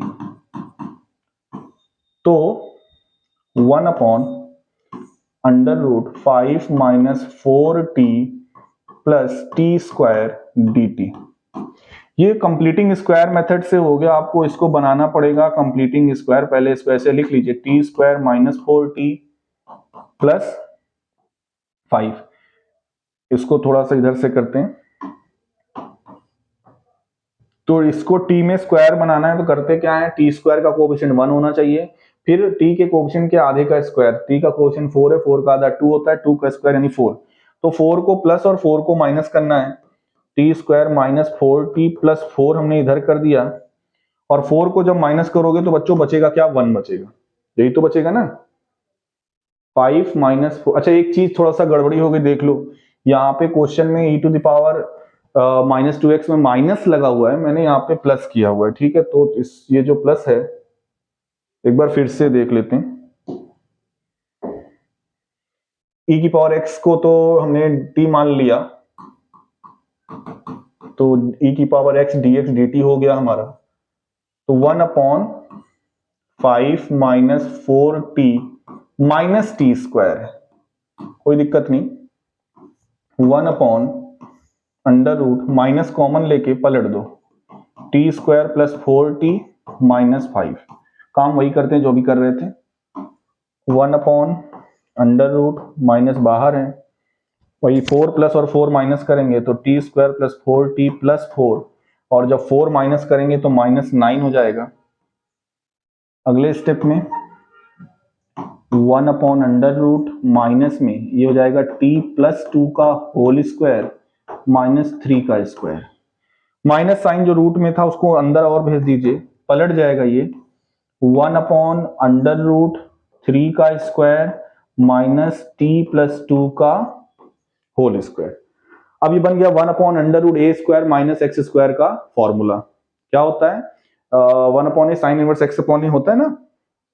अब इसका फॉर्मूला लगा लीजिएगा, और जो आएगा उसमें t की जगह पे आप क्या पुट कर दीजिएगा, e to the power x, ठीक है। Sine inverse x by a जैसे आपने पढ़ा हुआ है इसका फॉर्मूला, तो आप t की जगह पे उसको क्या कर दीजिएगा, पुट कर दीजिएगा e की पावर x को, आपका आंसर आ जाएगा। आंसर इसका भी आप बताइएगा, ठीक।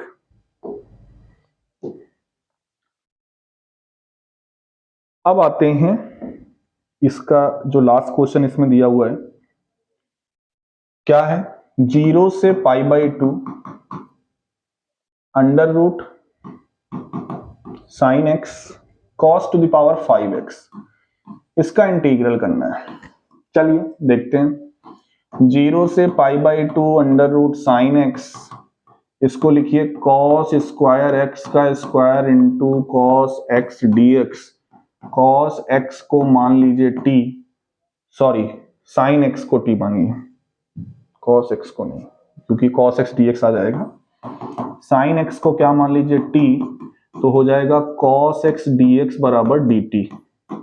तो आपका ये फंक्शन कन्वर्ट, लिमिट भी चेंज होगी, अभी चेंज कर देंगे, √ में t, और cos स्क्वायर को 1 माइनस साइन स्क्वायर लिख सकते हैं, तो 1 माइनस टी स्क्वायर का स्क्वायर, यहाँ पे क्या आ जाएगा dt। आप चाहें तो √t, इसको ओपन कर दीजिए, 1 प्लस टी की पावर 4 माइनस 2t स्क्वायर, है ना। लिमिट अप्लाई करना है t की, तो लिमिट यहाँ पर lower limit upper limit change कर दीजिए, जब x बराबर 0 तो t बराबर 0, x बराबर π/2 sin 90 की वैल्यू 1, तो t बराबर 1, √t को अंदर भेज दीजिए, तो ये क्या हो जाएगा, √t का मतलब t की पावर 1/2, है ना। √t का मतलब क्या होता है, t की पावर 1/2, इससे इंटू होगा तो 4 प्लस 1/2 यानी कि 9/2, और इससे जब इंटू होगा तो 2 प्लस 1/2 मतलब 5/2 बन गया। बस अब इसमें कुछ खास करना थोड़ी है, अलग अलग आप चाहे एक साथ चाहे अलग अलग इंटीग्रेट करके x की पावर n को इंटीग्रेशन x की पावर n प्लस 1/n+1 करके आप 0 और 1 पुट कर दीजिए, upper limit 1 minus lower limit 0, ठीक। आंसर्स बताइएगा। आगे बढ़ते हैं,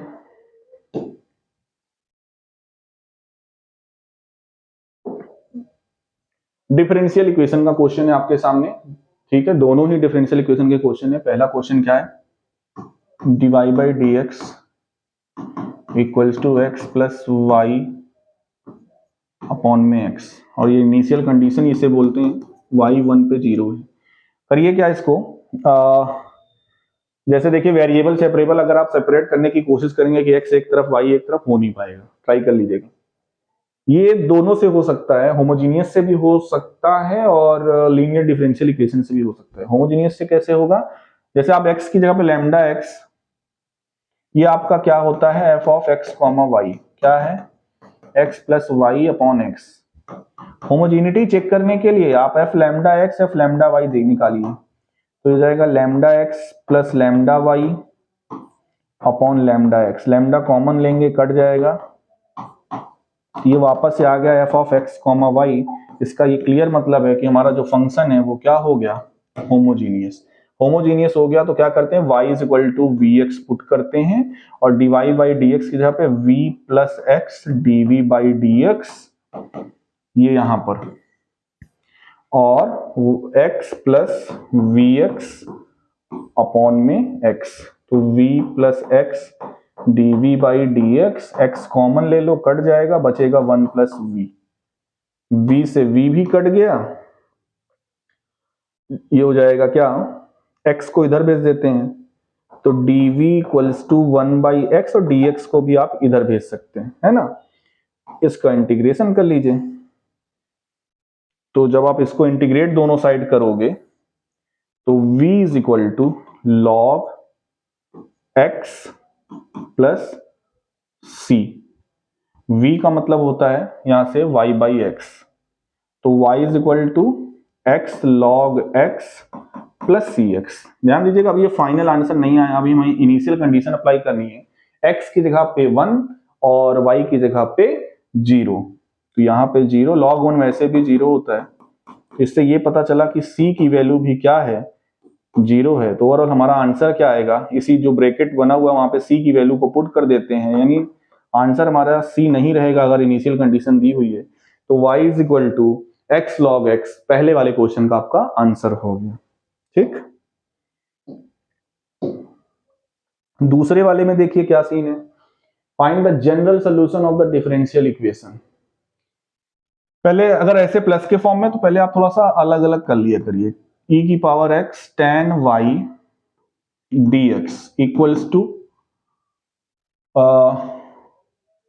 e to the power x minus 1, या तो फिर माइनस बाहर लगा दो, इधर भेज रहे हैं हम, सेक स्क्वायर y dy।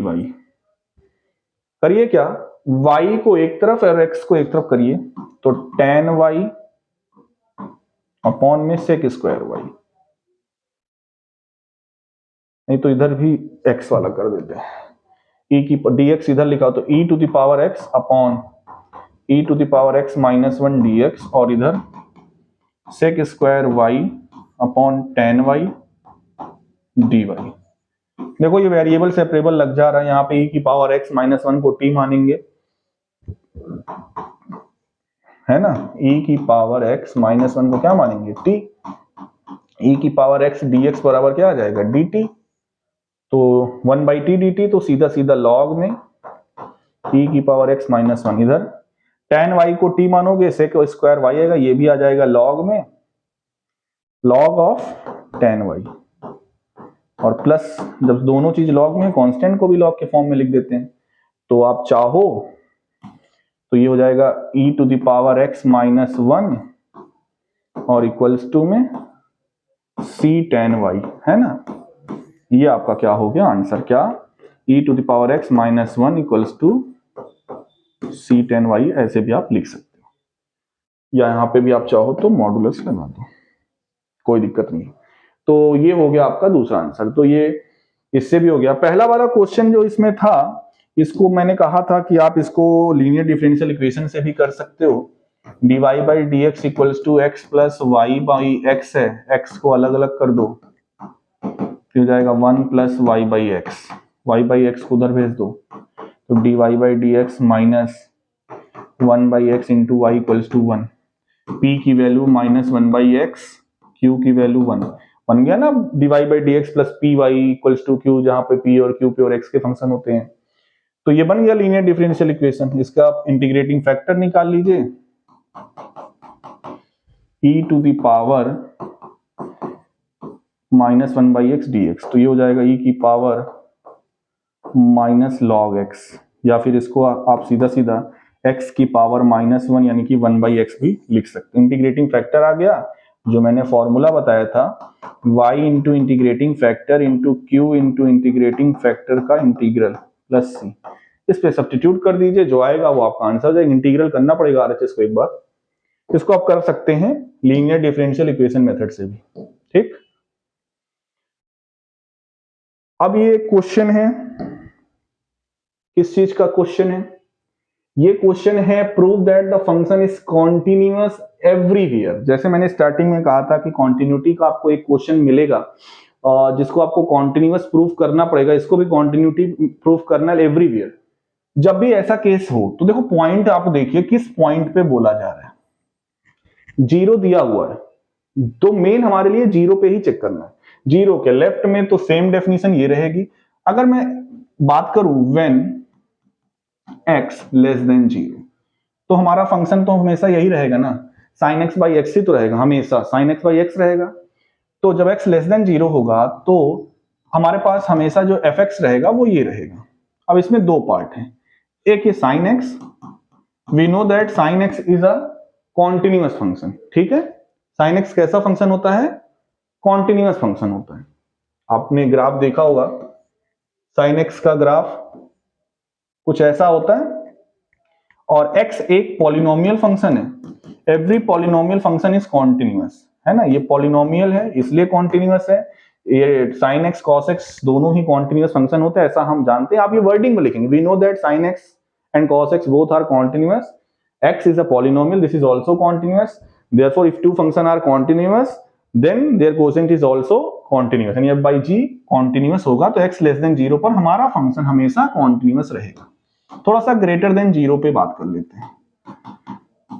ये पॉलिनोमियल है, आइडेंटिटी फंक्शन भी कह सकते हो। खैर ग्रेटर देन 0 पर आपका fx जो है हमेशा x प्लस 1 के इक्वल है कि नहीं? ये भी तो एक पॉलिनोमियल है। क्या ग्रेटर देन 0 पर कभी भी ये चेंज होने वाली डेफिनेशन? बिल्कुल नहीं। 2 ले लो, 3 ले लो, 4 ले लो, 2.4 ले लो, हमेशा ये continuous. Every polynomial function is a continuous. तो हम ये भी लिखेंगे, since every polynomial function is a continuous, therefore at x greater than 0 our function is always continuous. तो ये वर्डिंग में आपको लिखना है। तो आपने दो चीजें दिखा दी, क्या? माइनस इंफिनिटी से 0 पर और 0 से इंफिनिटी पर तो हमारा फंक्शन कॉन्टिन्यूअस है। एक पॉइंट बच रहा है, एंड पॉइंट, वो है 0, जिस पे डेफिनेशन अलग अलग दी है। इसी वजह से हमको केवल 0 पे चेक करना है। अगर 0 पे भी कॉन्टिन्यूअस हो गया तो हमारा फंक्शन एवरीवेयर क्या हो जाएगा? कॉन्टिन्यूअस। और 0 पे कॉन्टिन्यूअस नहीं हुआ तो हम बोलेंगे 0 is the only point of discontinuity. तो चलिए 0 पर चेक करते हैं कि फंक्शन हमारा कॉन्टिन्यूअस है या नहीं। 0 पे कॉन्टिन्यूअस हो गया तो फंक्शन हमारा एवरीवेयर कॉन्टिन्यूअस हो जाएगा। कॉन्टिन्यूअस के लिए LHL,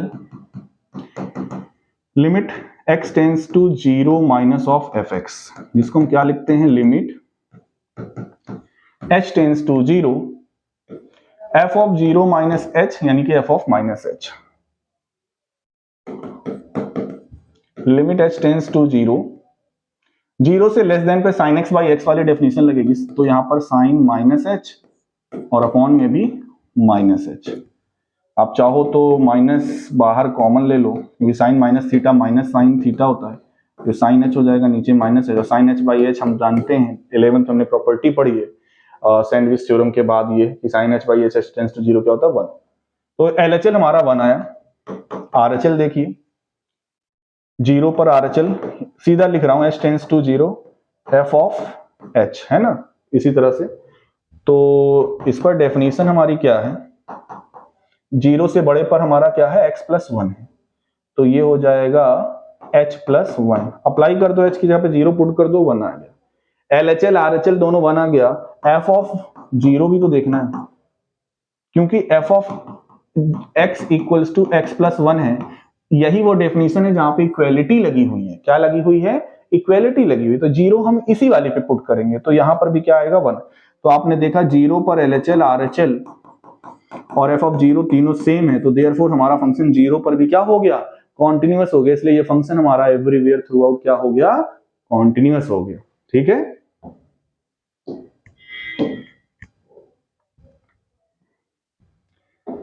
ये है लास्ट क्वेश्चन। इसमें मुझे ऐसा लग रहा है कि थोड़ा सा पेन की कलर का इशू आ रहा है, ये वाला मेरे ख्याल से कुछ बढ़िया है। ठीक है, ये चलेगा। ओके, टिन कैन, ये मैक्सिमा और मिनिमा का क्वेश्चन है, अक्सर ये आता है केस बेस्ड स्टडी में। A tin can manufacture designs a cylindrical tin can for a company making sanitizer and disinfectors. The tin can is made to hold 3 liter of sanitizers और disinfectant। एक कुल मिला के सिलेंडर है, क्या है ये सिलेंडर आपके सामने दिख रहा होगा, और ये क्लोज्ड है बच्चों, क्लोज्ड है। ठीक है, यानी टोटल इसका काउंट होगा अगर सरफेस एरिया की बात होगी तो इसमें टोटल 3 लीटर लिक्विड आता है। कितना लिक्विड आता है? 3 लीटर। तो सबसे पहले आप 3 लीटर को चेंज करिए सेंटीमीटर क्यूब में। 1 लीटर आपका कितने के बराबर होता है? 1 लीटर होता है 1000 सेंटीमीटर क्यूब के बराबर, तो 3 लीटर 3000 सेंटीमीटर क्यूब के बराबर आपका होता है। सिलेंडर का वॉल्यूम होता है पाई आर स्क्वायर एच, तो पाई आर स्क्वायर एच किसके बराबर होगा? 3000 के बराबर। यहां से एच बराबर हो जाएगा 3000 अपॉन पाई आर स्क्वायर। ठीक, इसका यूज होगा आगे, इसलिए मैं इसको एच की वैल्यू निकाल ले रहा हूं। If r centimetre is the radius, आप कह सकते थे सर अगर कॉस्ट मीटर में दिया हुआ है 100 रुपीज पर मीटर स्क्वायर, तो आप इसको सेंटीमीटर में क्यों चेंज करें? क्योंकि पहले क्वेश्चन में देखो लिखा हुआ है if r centimetre be the radius and h centimetre be the height of the cylindrical tin, then express the surface area as a function of radius. तो यहां पर सरफेस एरिया की अगर मैं बात करूं तो सरफेस एरिया, इसका टोटल सरफेस एरिया काउंट होगा जो कि होगा 2 pi R H plus 2 pi R square. तो ये हो जाएगा 2 पाई आर, और एच की जगह पे हम लिखेंगे 3000 अपॉन पाई आर स्क्वायर, और प्लस में क्या था? 2 पाई आर स्क्वायर। ठीक है, इसको सिंप्लीफाई बस करना है, बस एक्सप्रेशन लिखना है आर के फॉर्म में। ये हमारा हो गया पहले का आंसर। बोला गया था कि आपको express the surface area in the function of radius, हमने एक्सप्रेस कर दिया। दूसरा क्वेश्चन इसमें क्या बोल रहा है कि find the radius of the can that will minimise the cost of tin. Tin की कॉस्ट मिनिमम कब होगी? जब उसका सरफेस एरिया कम हो। जितनी कम एरिया का टिन लगेगा उतनी कम इसकी कॉस्ट होगी। यानी यहाँ पे इनडायरेक्टली हमसे ये बोल रहा है कि आपको इस टिन का, इस सिलेंडर को बनाने में जो टिन यूज हुई है उसका टोटल सरफेस एरिया मिनिमम दिखाना है। किस रेडियस पर मिनिमम होगा? तो आपने अभी भी सरफेस एरिया निकाला था 2 pi R square plus pi R square, H की जगह पे 3000 अपॉन पाई आर स्क्वायर, है ना? कुछ ऐसा ही था नहीं? 2 pi R square plus 2 pi R H होता है, 2 pi R square plus 2 pi R H होता है। तो एच की जगह पे हमने ये रख दिया। ये हमारा फंक्शन बन गया, यानी एस हमारा बना क्या? 2 पाई आर स्क्वायर प्लस, देखो एक पाई से पाई कट जाएगा, 3000 इंटू 2 करेंगे तो 6000, और अपॉन में आर स्क्वायर है, एक आर से आर कटेगा तो ये क्या बचेगा? आर बचेगा, है ना? क्या हुआ? एक आर 2 पाई आर एच, हाँ एक आर बचेगा। ये बच्चों आपका फंक्शन हो गया। अब आपको यहाँ पे प्रोसेस क्या करना है? ds बाई डी आर निकालिए, उसको 0 के इक्वल करिए, d2, उसके बाद करिए क्या? d2s by D R square निकालिए, और जो r की वैल्यू यहां पर आएगी उसको यहां पर रखिए। आप देखिएगा कि ग्रेटर देन, r की वैल्यू पर ग्रेटर देन 0 का साइन आना चाहिए, और आएगा तो हम बोल देंगे कि r की इस वैल्यू पर, इस रेडियस पर जो हमारा फंक्शन होगा वो क्या होगा? मिनिमा होगा। रेडियस, किस रेडियस पर कॉस्ट मिनिमा होगा? तो हमें रेडियस चाहिए, तो यहां से ds बाई डी आर को जब 0 के इक्वल करोगे, इसको डेरिवेट करोगे, 0 के इक्वल करोगे, तो जो r की वैल्यू आएगी उसको आप सेकंड ऑर्डर पे रखोगे, पॉजिटिव साइन मिलेगा, उस r की वैल्यू को ही हम बोल देंगे कि ये हमारा मिनिमा का इंडिकेशन कर रहा है, यानी ये वो रेडियस है जिस पर कॉस्ट हमारी क्या होगी? मिनिमम होगी। ये भी एक होमवर्क मैं आपको दे रहा हूं, r की वैल्यू आप बताइएगा क्या ये? Question mark. ठीक, तो ओवरऑल बच्चों ये था लेक्चर। बाकी जहां पे कोई भी दिक्कत होगी तो आप इसको कमेंट बॉक्स में रिप्लाई कर सकते हैं। अपनी तरफ से मैंने पूरी कोशिश की कि इस एक लेक्चर में आप पूरा कैलकुलस कवर कर सके। जहां पे भी दिक्कत होगी उसको आप बिल्कुल पूछ सकते हैं। बाकी मैंने जो जो चीजें पढ़ने के लिए कहा है, कुछ क्वेश्चंस को करने के लिए कहा है, मत दो कमेंट बॉक्स में रिप्लाई, लेकिन आप इसको करो, अपने सेटिस्फेक्शन के लिए करो। हो सकता है 2 दिन बाद आपको इसी टाइप का क्वेश्चन मिल जाए आपको बोर्ड के पेपर में। और अगर 36 नंबर 38 नंबर का ये है तो कोई बुराई नहीं है। 1 घंटे, सवा घंटे, 1.5 घंटे का अगर वीडियो है, आप इसको अगर आधे घंटे 1 घंटे में 2x मोड पे देख सकते हो तो जरूर देखिएगा। ठीक है, ओके। अगला वीडियो जो आगे के चैप्टर्स बचे हुए हैं, मेरा ये कमिटमेंट है कि मैं पूरा सिलेबस आपको फास्ट रिवीजन करके बताऊंगा, इंपॉर्टेंट टॉपिक उसमें बताऊंगा। कल आपका अगला वीडियो वेक्टर, लीनियर प्रोग्रामिंग और प्रोबेबिलिटी ये बचा हुआ है। देखते हैं कितना हो पाता है, इसलिए अभी मैं कमेंट नहीं कर रहा हूं कि कल ही पूरा खत्म हो जाए। कोशिश करता हूं कल खत्म करने की, नहीं तो प्रोबेबिलिटी का सेक्शन एक दिन और लूंगा। ठीक है, ओके, बाय बाय।